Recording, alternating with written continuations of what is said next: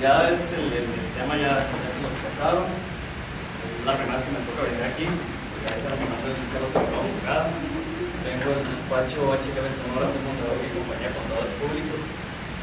Nos invitaron de parte del Centro de Formación Social. Es la primera vez que venimos, espero que no sea la última. Y vamos a tocar este tema de obligaciones fiscales de las personas morales con fines no lucrativos. Antes que las obligaciones fiscales, pues está el asunto de las ventajas que tiene una persona moral con fines no lucrativos. La ventaja principal es que estas organizaciones o personas morales no realizan actividades comerciales ni actividades empresariales, ni prestan servicios. Entonces, ¿qué sucede al no prestar este tipo o no presentar este tipo de actividades al PENSAP? Pues no pagan impuesto sobre la renta. Entonces están catalogadas como no contribuyentes del impuesto y tributan en el título 3 de la ley del impuesto sobre la renta.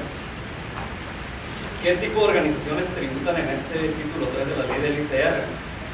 En el artículo 79 se enumeran 26 fracciones donde te relacionan o te listan todo tipo de actividades que pueden encajar como una persona moral con fines no lucrativos para que no pagues impuesto sobre la renta.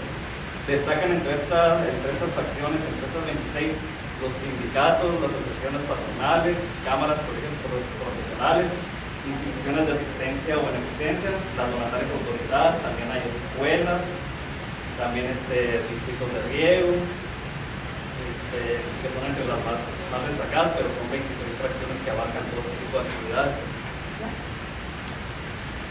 Pues la ventaja principal es que no pagan ISR propio de la persona moral, pero en algunas ocasiones sí resulta ser que tienes que pagar el impuesto. ¿Cuáles son esas ocasiones? Pues primeramente, dentro de todas las obligaciones que tienen que llevar las organizaciones civiles, tienen que determinar un remanente distribuible. ¿Qué es este remanente distribuible? Pues es la cantidad que resulta de disminuir a los ingresos obtenidos en el ejercicio, las deducciones efectuadas en el mismo. Entonces tú estás obligado a calcular este remanente distribuible, mas sin embargo no tienes que pagar el impuesto sobre la renta. El impuesto sobre la renta lo vas a pagar cuando a los integrantes les otorgues los beneficios de ese remanente distribuible, es decir, que les pases de esa utilidad fiscal, por decirlo así, que ya se lo pases o se lo entregues en efectivo o en bienes. Entonces, ¿cómo se va a pagar ese impuesto? Pues ese impuesto lo va a pagar la persona moral como una retención bajo el concepto de otras retenciones del impuesto sobre la renta. Entonces, lo que va a hacer la persona física ahí que percibió el remanente lo va a entrar en su declaración anual, pero ya lo va a haber pagado la persona moral. Entonces, una de las obligaciones que tiene aquí primeramente la persona moral con fin no lucrativo es, si llega a repartir el remanente a sus integrantes, tiene que pagar al mes siguiente el impuesto. Entonces, pues ahí ya viene una de las primeras obligaciones en cuanto a pago de ISR. Hay otros conceptos que se asimilan a remanente distribuible, aunque no se hayan entregado en efectivo ni en bienes. ¿Qué conceptos se asimilan a este remanente? Son las omisiones de ingresos, las compras que no se realizaron pero indebidamente sí fueron registradas, o las erogaciones no deducibles, excepto cuando se deba que estas no reúnen los requisitos fiscales del artículo 172, fracción cuarta de la ley del ICR. ¿Cuál es el requisito de este 172, fracción cuarta? Pues es el que no cumple el comprobante con requisitos fiscales. Pero aquí hay otro tipo de erogaciones que te marcan como no deducible la ley del ISR. Puede ser, por ejemplo, los automóviles que están topados hasta cierta cantidad y ya el excedente del costo de ese automóvil pues va a ser una partida no deducible que te va a causar un asimilado remanente distribuible y vas a tener que pagar impuesto como persona moral por esa erogación. Otro que estuvo en discusión el año pasado por la reforma fiscal es las erogaciones no deducibles por prestaciones exentas a los sueldos. Ya ven que desde el año pasado estuvo la reforma fiscal en cuanto a prestaciones exentas, que no van a ser deducibles al 100%, sino que van a ser deducibles al 53 o al 47. Entonces, pues estaba la duda de si causaba asimilado remanente distribuible, pero ahorita vamos a ver que hay una regla que permite que no se pague el impuesto por esas erogaciones. Otra partida que se asimila al remanente son los préstamos a los socios integrantes o préstamos a los cónyuges, ascendientes o descendientes en línea recta de esos socios integrantes de la persona moral, excepto cuando estos préstamos sean a socios o integrantes de sociedades cooperativas de doble préstamo. En ese caso, pues no se va a asimilar al remanente distribuible. ¿Cómo se paga el impuesto en el caso del remanente distribuible y de los asignados al remanente distribuible? El impuesto se paga sobre la tasa máxima para personas físicas del impuesto de la renta, que ahorita está en el 35%. Es decir, en cuanto repartan el remanente o tengan el asimilado, directamente van a pagar el 35% por concepto de impuesto de la renta. Entonces, en las obligaciones de las personas morales con fines no lucrativos y de las donatarias autorizadas, pues hay que tener cuidado con este tipo de conceptos, porque en cualquier momento pues pueden causar un impuesto. Otro impuesto que tienen que pagar las personas morales con fines no lucrativos es por la enajenación de mercancías o prestación de servicios. En el caso de que se enajenen bienes distintos de su activo fijo o presten servicios a personas distintas de sus miembros o socios, deberán determinar el impuesto que corresponda a la utilidad por los ingresos derivados de las actividades mencionadas, aplicando la tasa del 30%, siempre que dichos ingresos excedan el 5% de los ingresos totales de la persona moral en el ejercicio que se trate. ¿Qué quiere decir? Si la persona moral realizó actividades comerciales o prestó algún servicio, algún tipo de servicio profesional o cualquier tipo de servicio que no es objeto que no forma parte del objeto social, entonces directamente va a pagar la tasa del 30%, siempre y cuando exceda el 5% de los ingresos totales. Mientras no pase este 5%, pues no hay ningún problema y no se pagaría el impuesto. Este límite del 5% de los ingresos es solamente para las que son personas morales con fines no lucrativos, no son para las donatarias. Las que son donatarias todavía tienen un poquito más de colchón. En el caso de las donatarias autorizadas, aquí es el límite del 10%. Entonces, las donatarias autorizadas podrán obtener ingresos por actividades distintas a los fines por los que fueron autorizadas para recibir donativos, siempre y cuando no excedan del 10% de sus ingresos totales en el ejercicio. ¿Qué no se considera como ingreso por actividad distinta? No se considera como ingreso por actividades distintas a sus fines los apoyos o estímulos proporcionados por el gobierno, enajenación de bienes de su activo fijo o intangible, cuotas de sus integrantes, intereses, derechos patrimoniales derivados de la propiedad intelectual, uso o goce de bienes inmuebles, uso o goce temporal de bienes inmuebles, o rendimientos obtenidos de acciones o los títulos de crédito. Básicamente son los actividades comerciales o actividades empresariales que realice la donataria. Y en el caso de que los ingresos no relacionados con los fines sí excedan el límite señalado del 10%, deberán determinar el impuesto que corresponde al artículo excedente aplicando la tasa del 30%. Aquí lo que pasa es que todavía no se ha implantado o no se ha efectuado este pago de impuesto porque hay un estímulo fiscal que viene desde el año 2010. El estímulo fiscal fue publicado en mayo de 2010 y es consistente en un crédito fiscal equivalente al monto del ISR generado por el excedente de ingresos por actividades distintas, el cual será acreditable contra el impuesto que sea pagado.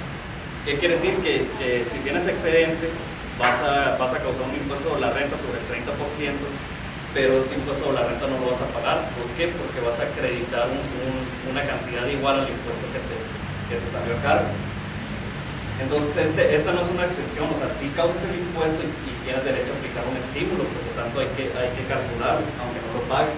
Entonces, esta es otra obligación que hay que tener pendiente ahí para las donatarias autorizadas. Y el estímulo tiene un requisito que solo procederá cuando se destine la totalidad de los ingresos de los fines propios, pero para los fines propios, incluyendo los generados por actividades distintas al objeto. El estímulo fue publicado por primera vez en mayo de 2010. Tenía vigencia de 2 años al principio que fue publicado. Ya en 2000, perdón, tenía vigencia de 3 años. Ya en 2013, cuando estuvo a punto de finalizar la vigencia del estímulo fiscal, del decreto, salió otra prórroga que prorrogó esta vigencia hasta el 31 de diciembre de 2015. O sea que todavía este año se puede aplicar el estímulo si exceden del 10% de los ingresos. El único detalle aquí que si te da el excedente, esto hay que presentarlo en la declaración anual, aunque no pagues impuestos. Entonces, pues sí me ha tocado en ocasiones que me preguntan, oye, me pasé el 10% y lo tengo que presentar en la declaración anual. Sí lo tienes que presentar en la declaración anual, aunque no lo pagues, porque no es una exención, es un estímulo.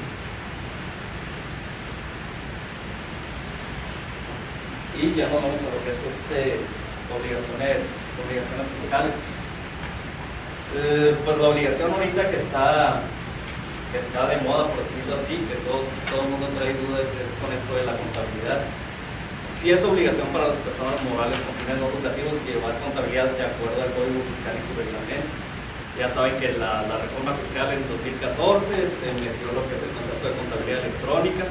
Sí están obligadas las personas morales con fines no lucrativos y las donatarias autorizadas, pero tienen la prórroga esa que se las llevó al año de 2016, que ahorita vamos a checar. Pero tienen que cumplir con los requisitos del reglamento, porque una cosa es el envío de la contabilidad y otra cosa es llevar los requisitos de la contabilidad de acuerdo al reglamento del Código Fiscal, que sí les pide unos requisitos en cuanto a relacionar el folio, que en el caso de donativos tienen que identificarse en el registro contable o en la póliza el donante, el bien que está donando, si es en efectivo. Entonces sí hay que cumplir con otros requisitos, aunque no se vaya a enviar la contabilidad electrónica. Aquí no sé si sepan que dieron también, o sea, aparte de la prórroga, dio una facilidad para las donatarias que tengan menores ingresos a 2 millones de pesos. Entonces eso lo vamos a ver ahorita más adelante, la regla esta. Pero por ley de ISR tienen que llevar contabilidad de acuerdo al código, y esa contabilidad tiene que ser en medios electrónicos. Ya no está vigente la de que puedan llevar la contabilidad en papel o en cualquier medio que no sea electrónico, por más chica que sea la contabilidad. La otra obligación es expedir y recabar los comprobantes fiscales que acrediten las enajenaciones y erogaciones que se efectúen, los servicios que presten o el otorgamiento del uso o base temporal de los bienes. Pues es la obligación de llevar contabilidad desde facturación electrónica, ya sea por ingresos, por donativos o por gastos o por pago de sueldos.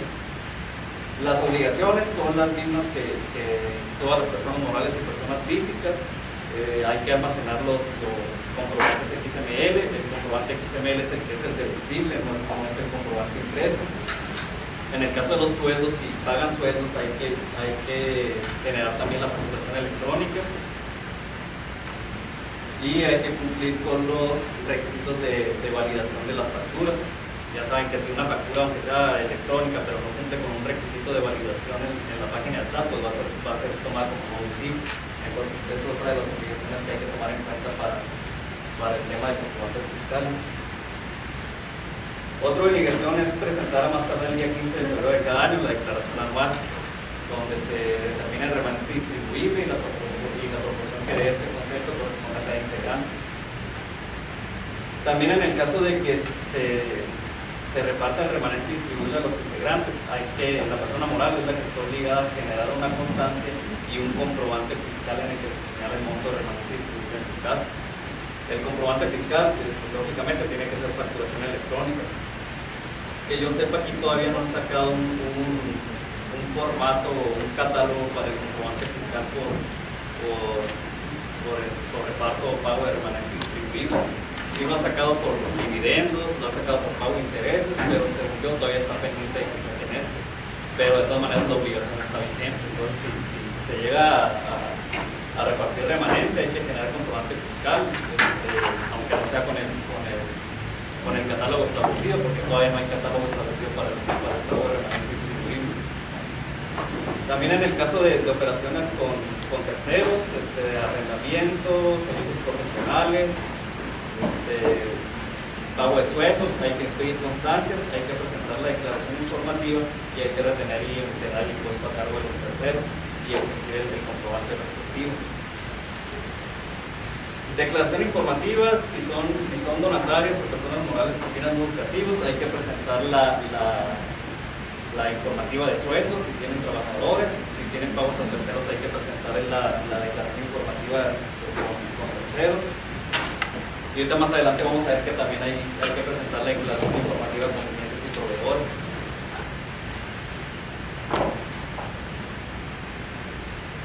La contabilidad electrónica, pues era lo que les mencionaba ahorita.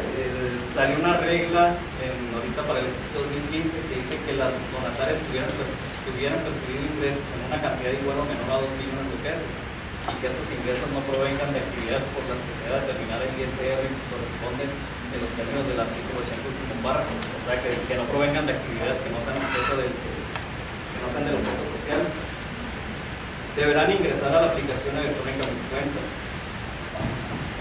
La regla esta está medio confusa todavía y no ha salido otra cosa que aclare este tema, porque te dice que si eres donataria con estos ingresos, con este límite de ingresos, por obligación tienes que llevar la contabilidad electrónica en Mis Cuentas.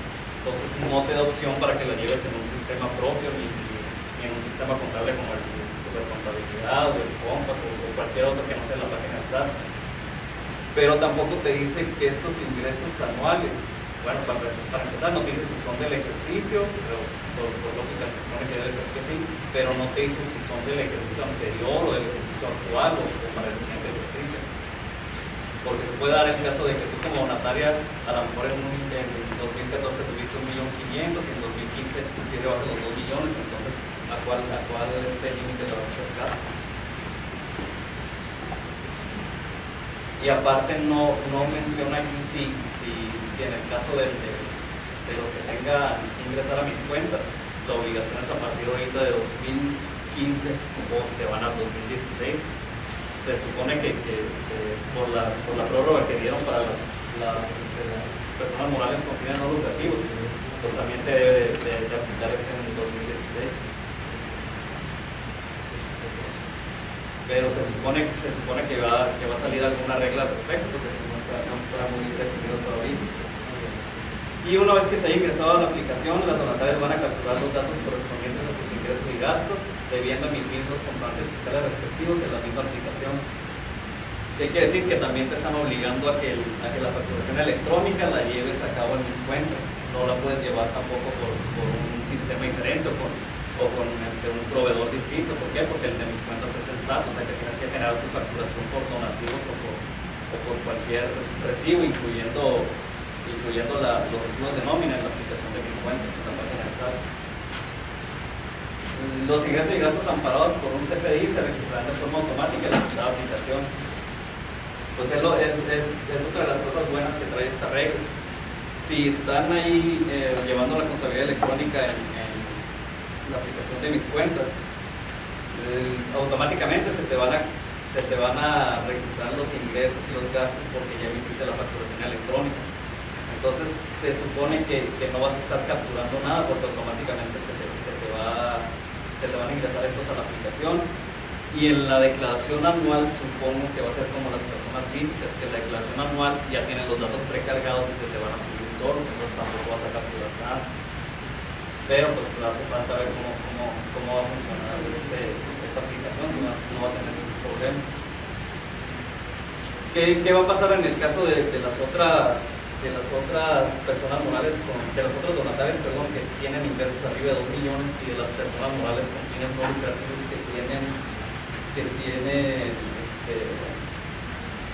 que no son donatarias autorizadas?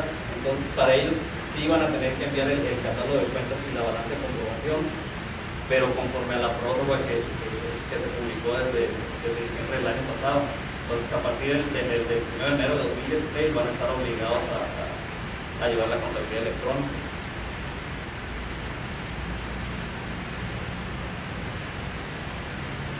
Ya como donatarias autorizadas hay otras obligaciones adicionales a las que ya hemos estado viendo para personas morales con fines no lucrativos. Primeramente, la constitución y funcionamiento, pues la donataria autorizada tiene que constituirse y funcionar en base a las fracciones que te dice la ley del ISR, que son actividades por las que sí puede ser donataria autorizada. Esas actividades que desarrollen deben tener como finalidad primordial el cumplimiento de su objeto social, sin que puedan intervenir en campañas políticas o involucrarse en actividades de propaganda.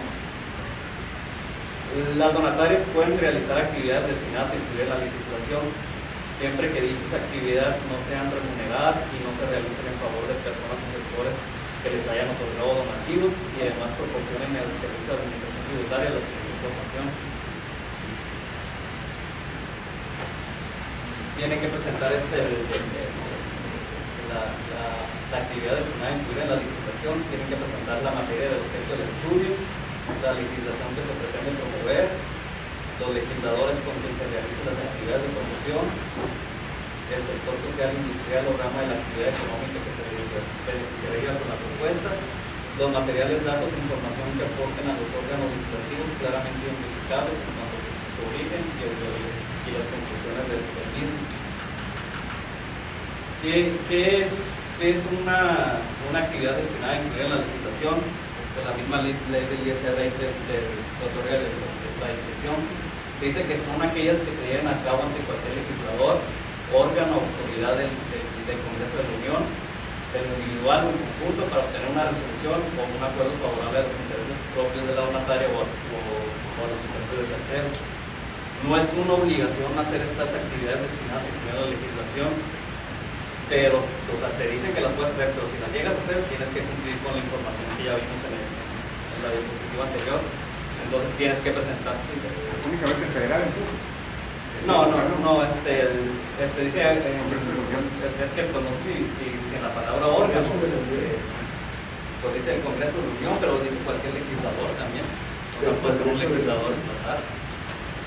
¿Sí? Entonces, yo tengo entendido, o sea, no me ha tocado alguien que presente el informe de estas actividades, pero yo tengo entendido que es ante cualquier ley, porque cualquier ley te puede beneficiar como donataria o a los terceros que tú beneficias como organización o objetivo. Entonces aquí la obligación es que cuando tú realices estas actividades tienes que cumplir con cierta información, entonces también tienes que poner la documentación esta que mencionamos a disposición del público en general para su consulta y conservarse en el domicilio fiscal de la donataria durante 5 años. ¿Qué otras obligaciones tienen las donatarias? Pues hay que destinar sus activos exclusivamente a los fines propios del objeto social, no pudiendo otorgar beneficios sobre el remanente distribuible, al menos que se trate de la persona que recibe este remanente, sea otra donataria autorizada, o se trate de la remuneración de servicios efectivamente recibidos. Esta obligación tiene que constar en la escritura constitutiva, tiene que estar ahí. La otra es que al momento de su liquidación y con motivo de la misma destine la totalidad de su patrimonio a entidades autorizadas para recibir donativos deducibles. También tiene que constar en la escritura pública.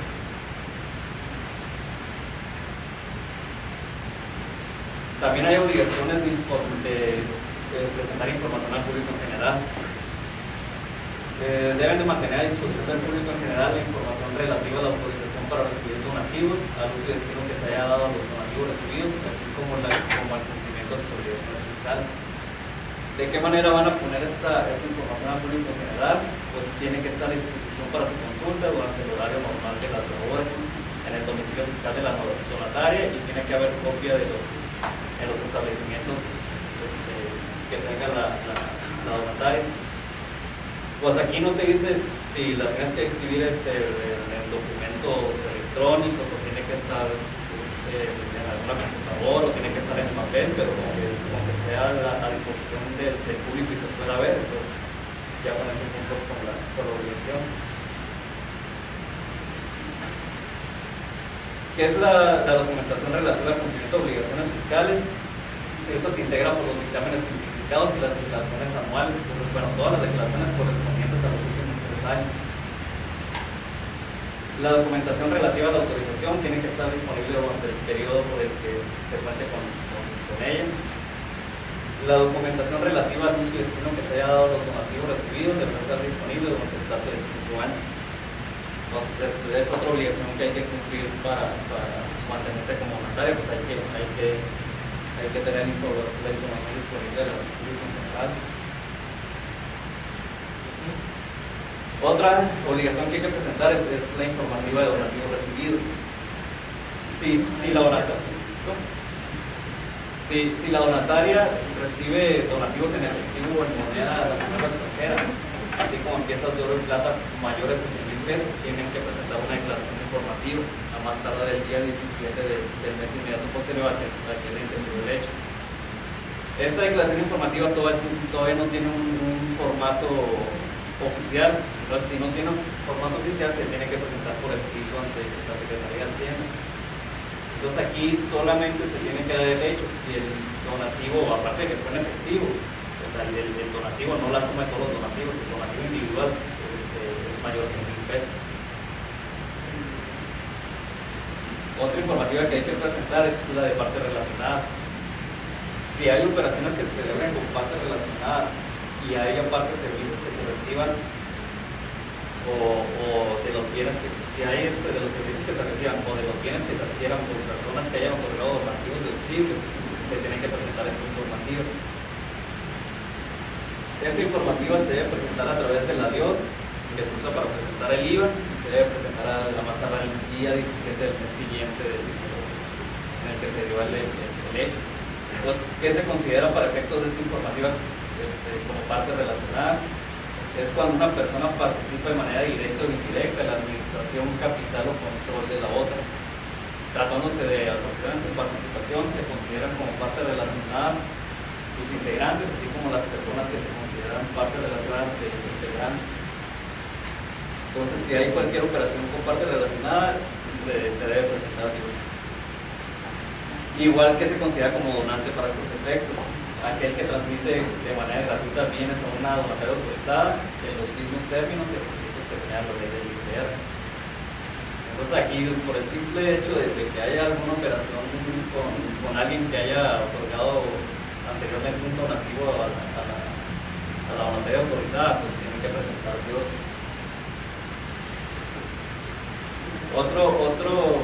obligación que hay ahí que tener pendiente son los donativos y sus requerimientos. Solamente deberán destinarse para los fines propios del objeto social.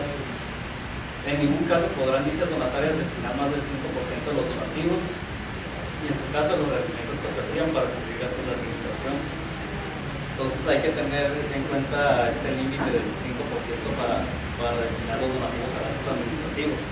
Entonces hay un concepto de lo que se considera como gastos administrativos, que son los relacionados con los sueldos, arrendamiento de bienes muebles e inmuebles, teléfono, electricidad, papelería, mantenimiento y conservación, los impuestos y derechos federales y locales, así como las demás contribuciones y aportaciones que en términos de las disposiciones legales respectivas deba cubrir la donataria, siempre que se efectúen en relación directa con las oficinas o actividades administrativas.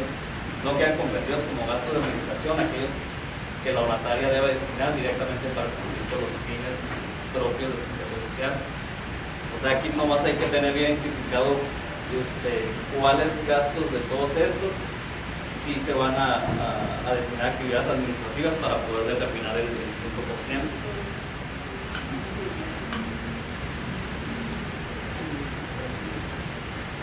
Y pues hay que tener requisitos también para mantener la vigencia de la autorización. La autorización para recibir donativos deducibles es de vigencia anual, por lo que a efecto que dicha autorización mantenga su vigencia para el ejercicio fiscal siguiente, se deberá cumplir con las obligaciones y requisitos correspondientes al ejercicio inmediato anterior del que se trata. Es decir, si se va a mantener la vigencia para el ejercicio 2015, para el ejercicio 2016 se debe cumplir en 2015 ahorita con las obligaciones que se generaron en 2014. ¿Y cuáles son esas obligaciones? Hay que presentar la información para garantizar la transparencia y hay que presentar la declaración anual de ingresos obtenidos y evaluaciones efectuadas. El otro día comentaba ahí con Alberto, ¿te acuerdas que si había otra obligación que era la de registrarse en el buzón tributario y que vimos que sí estaba la obligación a partir de 2015? Esa obligación ya no se las puse aquí porque esa obligación ya la derogaron ahorita la semana pasada, el 4 de marzo. Entonces ya las únicas obligaciones para mantener la vigencia anual es presentar estas dos declaraciones. Una pregunta. Si a algunas instituciones se les pasó el plazo del 15 de febrero de presentar la declaración, todavía la pueden presentar y no obtener la revocación de la donataria.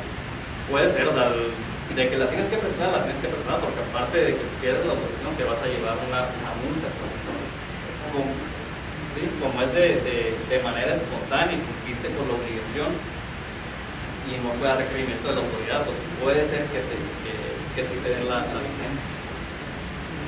Porque dice presentar cumplir con las obligaciones, pues, o sea, te puede decir el SAT, sí es que cumplir la obligación es cumplir en tiempo y forma. Entonces tú también puedes alegar que cumplir en tiempo y forma es de manera espontánea, no necesariamente con presentar la tarde, pues ya cumpliste con la obligación. Pero sí, o sea, si te la cancelan, pues todavía tendrías ahí manera de respaldar el que no te la cancelen, porque te dan chance de que respondas en cierto plazo. Entonces podría ser que sí te la mantenga. Okay, pero pues lo mejor es cumplir el tiempo. Y hay que presentar aviso de cambio de situación. Cuando se dan algún cambio en el domicilio fiscal, en la denominación o razón social, en el RFC, o alguna función, extinción, liquidación o disolución, o cualquier modificación en los estatutos o en cualquier otro requisito que se hubiera considerado para otorgar la autorización, o un nuevo nombramiento de representante legal, o con que haya una actualización de teléfono o de algún establecimiento del correo o del correo electrónico. Hay que presentar un aviso ante el SAT. O sea, no estoy hablando del cambio de situación fiscal, no, hay que presentar un aviso en el padrón de donatarias autorizadas. Entonces ese aviso se tiene que presentar los 10 días siguientes en que se dé el hecho y se tiene que presentar por internet. O sea, aparte que tienes la obligación de hacer el cambio en el RFC, en cualquiera de estos impuestos, también tienes que ir al padrón de donatarias a presentar el aviso.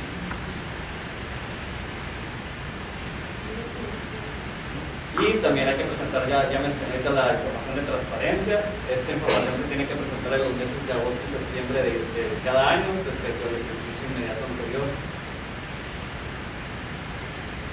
Y lo que se mencionó ahorita de las deducciones de prestaciones exentas, que no son deducibles al 100%, pero en octubre del año pasado salió una regla que te permite que no podrán no considerarse como remanente distribuible los pagos por concepto de sueldos realizados a los trabajadores directamente vinculados con el desarrollo de las actividades por las que se otorgó la autorización, y que a su vez sean ingresos exentos para dichos trabajadores. ¿Qué quiere decir? Si tienes sueldos exentos de trabajadores que están directamente vinculados con el desarrollo de las actividades de la donataria o del objeto social, no los vas a considerar como remanente distribuible y no vas a pagar el impuesto que vimos al principio. Entonces, esta facilidad la puedes aplicar siempre que en la contabilidad se lleve un control de forma detallada, analítica y descriptiva de los pagos por concepto de remuneraciones exentas correspondientes a los servicios personales subordinados de los trabajadores directamente vinculados en el desarrollo de la actividad o autorización correspondiente. Es decir, que los tengas bien identificados aquí en la contabilidad. Entonces, si tienes sueldos y salarios exentos, pues hay que tomar en cuenta este requisito, porque no vaya a ser que te los quieran hacer no deducibles y que te quieran cobrar el remanente distribuible. La otra obligación que hay que presentar es la informativa de clientes y proveedores. La informativa de clientes y proveedores también es obligación para las personas morales con fines no lucrativos y las donatarias autorizadas. Esta informativa se tiene que presentar en el DIM y también se presenta más tarde el 15 de febrero. Se tendrá por presentar la informativa de clientes y proveedores cuando los contribuyentes se hayan presentado la declaración informativa de operaciones con terceros durante todo el año. Es decir, si tenías la obligación del IVA y todo el año presentaste la la dio, entonces ya no presentas la declaración informativa de clientes y proveedores. La declaración de clientes y proveedores solamente se presenta si tuviste operaciones con clientes y proveedores arriba de 50,000 pesos en el año. Entonces, pues ¿qué pasa con las personas morales con fines no lucrativos? No tienen clientes, pero sí pueden tener proveedores. Proveedores son acreedores diversos, prestadores de servicios profesionales, arrendadores. Entonces, si tuviste más de 50,000 pesos, pues tienes que llenar la línea. Pero si no tuviste operaciones mayores de 50,000 pesos, las tienes que presentar en cero. Pero el que las tienes que presentar, las tienes que presentar. Entonces, esta obligación está presente todavía hasta 2015, que se va a presentar en 2016.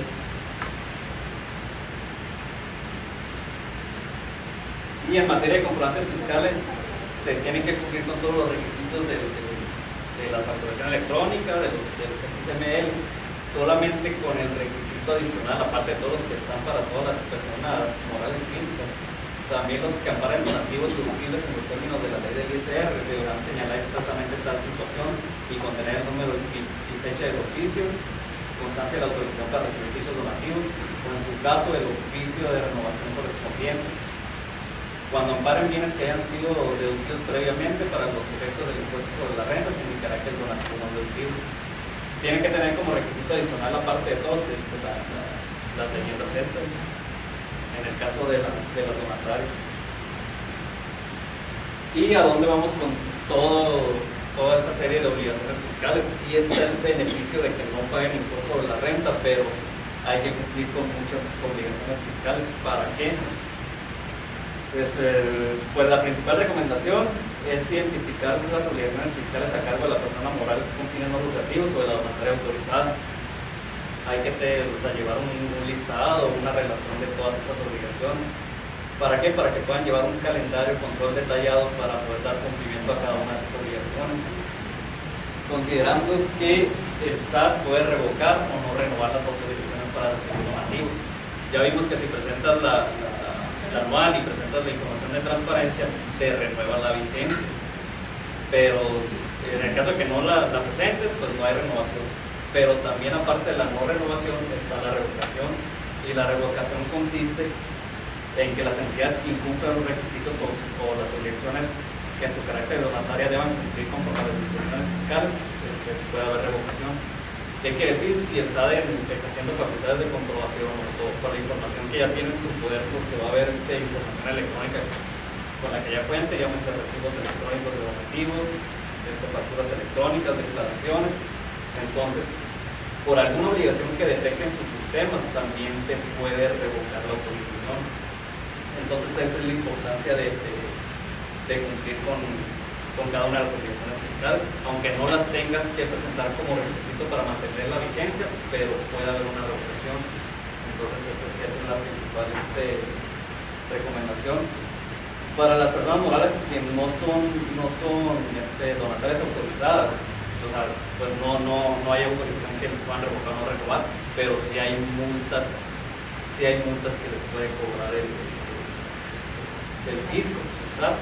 Entonces sí hay que tomar en cuenta todas las obligaciones fiscales, porque cada día pues la lista está más larga, entonces cada día va a haber más multas y más cosas que se puedan cobrar por el cumplimiento de obligaciones. También pues recomendamos, ya con esto de la facturación electrónica, hay que contar con un sistema de almacenamiento y verificación de comprobantes fiscales, porque uno no puede estar checando todos los días la facturación electrónica.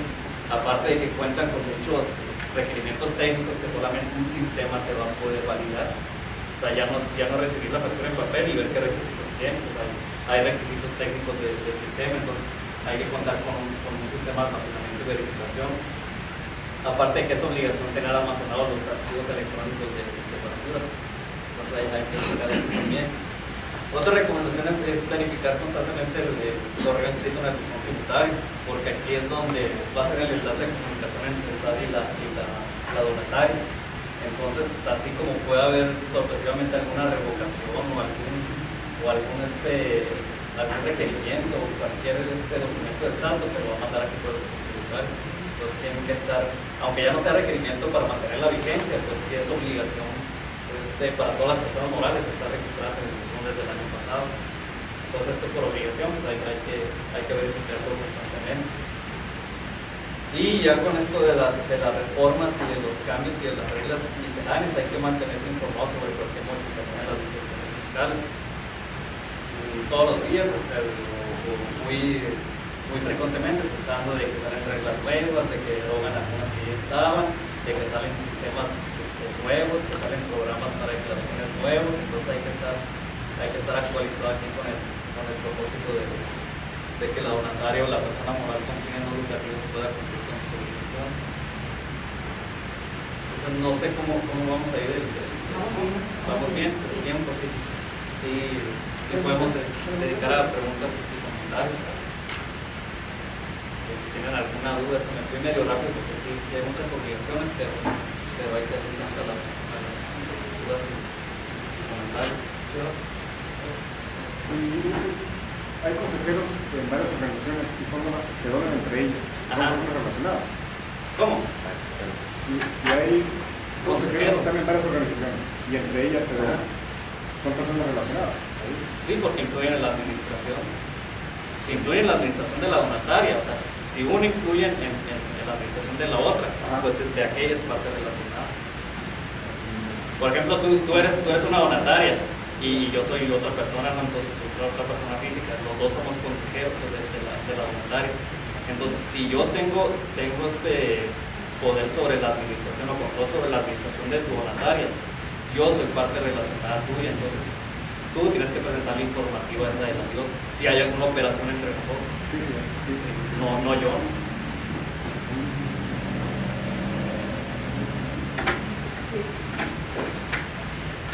Y lo que explicaste, forzosamente todas las donatarias deben de tener computador.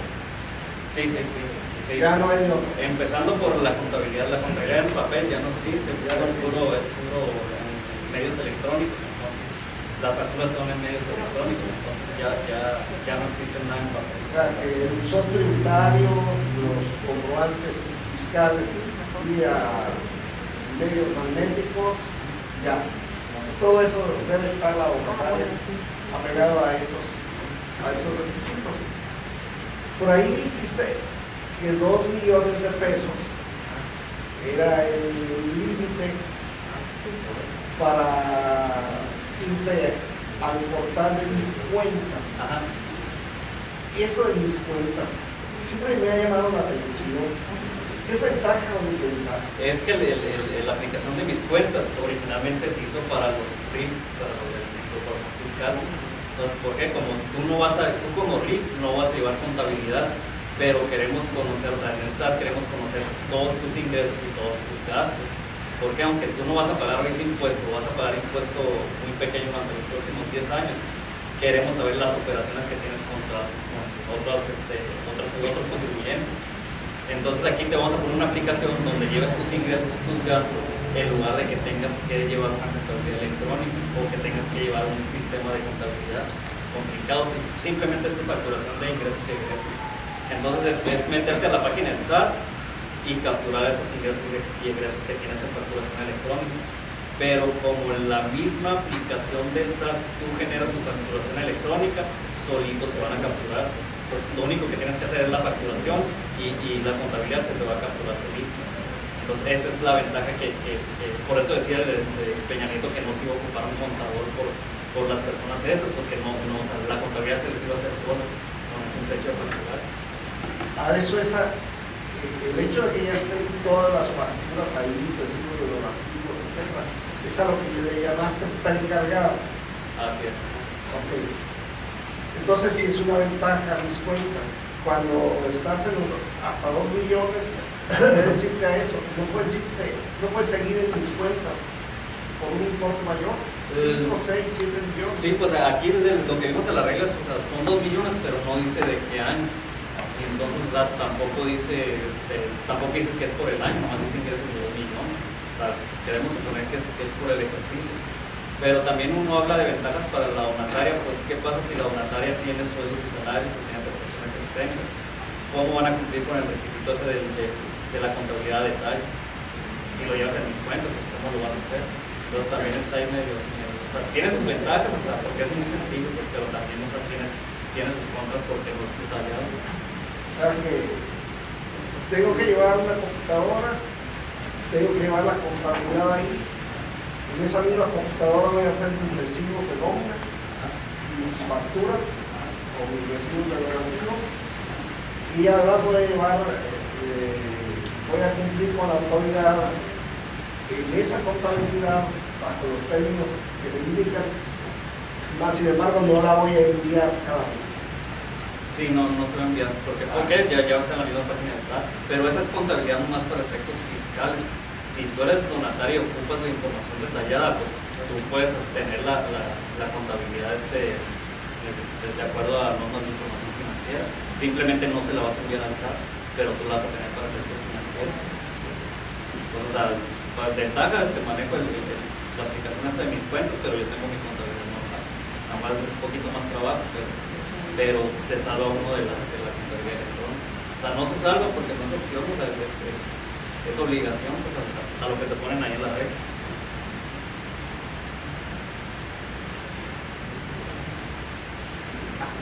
Sí. ¿Preguntas? Si estamos en tiempo todavía, pues alguna de las obligaciones que también hay que comentar es lavado de dinero, o sea, las donatarias, o sea, las donatarias autoridades que perciben donativos arriba de cierto monto, que son el que ahorita está en bueno, en 100,000, arriba de 100,000 pesos, tienen que registrarse en el portal antilavado. Si tienen arriba de 200,000 pesos donativos, tienen que informarlos. Entonces, eso es otra de las obligaciones que hay que cumplir. ¿Cómo se va a cumplir? Pues a través de la página del SAT, o sea, que presentan la declaración. Si ya se dieron de alta y no hubo donativos, hay que informarlos en cero. Entonces aquí sí es importante porque las multas esas de lavado de dinero sí están demasiado caras, pues creo que llegan hasta los 2,000, de los 600,000 pesos hasta los desde casi 3 millones de pesos. Entonces ahí sí, o sea, no hay que dejarlo pendiente. Si el donante quiere permanecer anónimo, como muchas situaciones que se pueden hacer. Entonces es que ¿cómo vas a cumplir con la obligación? Por eso. O sea, te tienen que dar la información. Pues sí, va a permanecer anónimo, lo que va a pasar es que te vas a decir, sabes que no te van a dar eso, o sea, sí es malo ahí para la donataria, pero también es malo que no presente la declaración porque no tiene los datos, o que la presente en cero si el donativo sí se afectó. Entonces, porque las multas son caras. Pero lo ponen en un video. Sí, o sea, te ponen te recibo el donativo, le informo, no le informo, o sea, ¿qué hago? Pero sí, o sea, está medio grueso el asunto. Si estoy en el redondeo del OXXO, ¿cómo la voy a poner? Es que el redondeo del OXXO nomás es de 50 centavos, pues no es de 200,000 pesos. No, es que pues, está la duda si es por donativo o por monto acumulado de los donativos. O sea, si yo te hice un donativo en el mes 1 solo y no rebasó el importe, entonces no es sujeto de ser informado. Entonces, pero si tú dices, ¿sabes qué? Yo estoy en el redondeo y recibo 50 centavos y de todos se me junta los 200,000 pesos, pues ¿cómo voy a informar a todos esos a la unidad esta de pensar? Entonces el donativo debe ser en una sola exhibición, o sea, los 200,000 pesos. No puede ser anual, por ejemplo, de un mismo donante, pero anualmente. Puede ser un donante anualmente, pero si ese donante en 6 meses rebasa el límite, ahí sí lo tienes que informar. Sí, de repente en 6 meses tuvo varios donativos que ahí sí rebasan los 200,000, eso lo tienes que informar.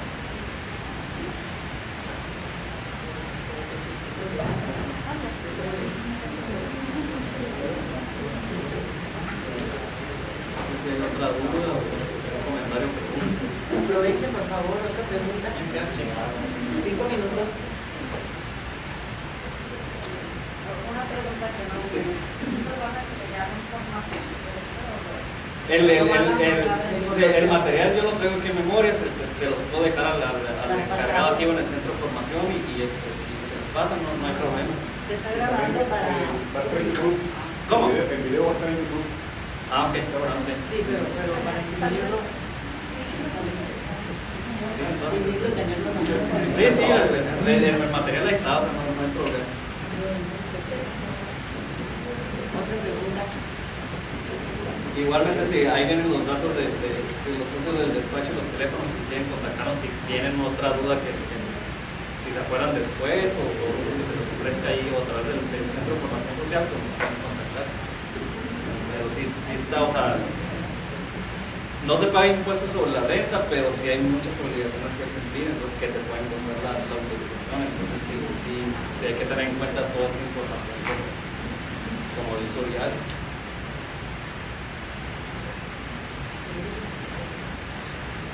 ¿Ya no hay más dudas? Pero para el privado, ¿no? O sea, yo la verdad, o sea, no me ha tocado alguien que, no, yo sí presenté la DIOT por operaciones con partes relacionadas, no me ha tocado ese pedo. Pero cómo se va a dar cuenta el SAT y te va a llegar, ¿sabes qué? No presentaste y tuviste operaciones con partes relacionadas. O sea, tendría que ver tu documentación constitutiva, pues sí está medio difícil. Pero así como te pueden caer en una auditoría, ahí sí se pueden dar cuenta. Entonces ahí te puede costar la autorización. Entonces más vale cumplir y estar dejar de estar con el pendiente. Sí se dan operaciones entre partes relacionadas, entre ramos aeronautarios. Sí, y lo hemos visto nosotros en las auditorías que hemos hecho de aeronautarios. Tenemos que señalarlo en alguno de los anexos que vienen ahí. Se señala y nada más, ¿no? No nos ha tocado nunca que nos pidan una explicación mayor adicional a la que se puso en la información que nos al físico. Pero sí hay que estar todo el tiempo con ese pendiente y a veces es muy difícil llegar a determinar, quiero aclarar o agregar a lo que dijo nuestro expositor, que partes relacionadas, pues sí, se confunden mucho con las personas políticamente expuestas, ¿no? Eso ya lo hace más, eso de políticamente expuestas viene en la ley de lavado de dinero, y eso ya lo hace más difícil. Entonces de ahí se saca la conclusión de que partes relacionadas no nada más es la persona con la que se hizo aquella operación, sino también su esposa, sus hijos, su concubino, su concubina, toda la red familiar queda casada ahí, cooptada, vamos a decirlo. Entonces sí es delicado los partes relacionados. Entonces tengan cuidado con esas operaciones entre entidades cercanas, o que pueda haber cierta relación de negocios o de control. Partes relacionadas, decía ahí Carlos, que es cuando haya control de una sobre la otra. ¿Sí? Se dan casos naturales, pues, porque en primer lugar porque es una ciudad chica y pues todos estamos muy identificados, muy relacionados, y pues todos sabemos quién es quién. Y se dan y por buena suerte son unas partes relacionadas de las buenas, ¿no? Porque hay de las malas, y eso sí, nosotros nunca nos ha tocado. Si se quiere saber más del concepto de partes relacionadas, esto va técnicamente, el concepto técnico está en una norma de información financiera de la serie C, que se llama así, partes relacionadas, y ahí van a encontrar toda la literatura al respecto de lo que es y los ejemplos incluso de lo que son partes relacionadas. Eso normalmente la ley remite a las normas de información financiera para cualquier tratamiento técnico o contable. Ahí lo pueden consultar. Muchas gracias al contador Luis Carlos Figueroa por la presentación. Creo que aquí viene parte fundamental del equipo. No sé si alguien tuviera una duda en particular, pudieran abordarlos al final. Yo creo que sí. Muchas gracias.